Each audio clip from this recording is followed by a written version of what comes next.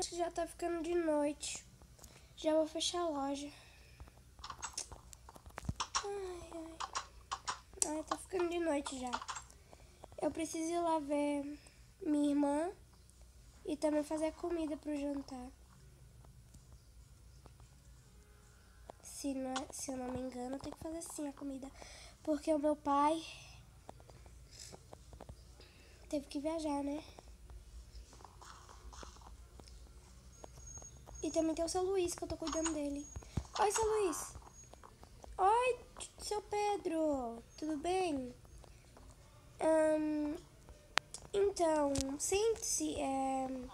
Desculpem não estar aqui enquanto vocês chegaram. Eu esqueci que vocês vinham me visitar. Desculpem. Vamos conversar? Tá bom, tchau. Até amanhã. Eles são uma boa visita. Minha irmã já deve estar dormindo. Maninha? Maninha? Maninha? Maninha? Maninha? Quem é?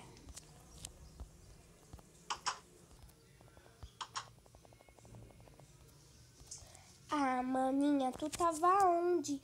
Ah, é mesmo? Você disse que ia dormir lá na igreja, né? Que ia ter tipo um culto. Ah, desculpa, maninha, você já tá com sua mala e tal. Então, amanhã você volta, né? Então, tchau, maninha. Ah, mas peraí, amanhã você volta, né?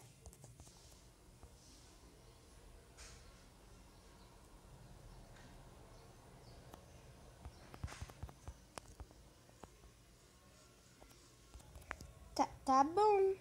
Se você vai, tchau. Vai chegar amanhã.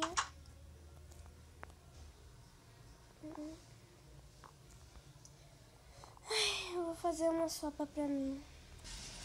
Ai, terminei a sopa. Mas eu não consigo tomar sem minha irmã. Eu não quero ficar aqui sozinha. Será que eu vou pra missa com ela? Não.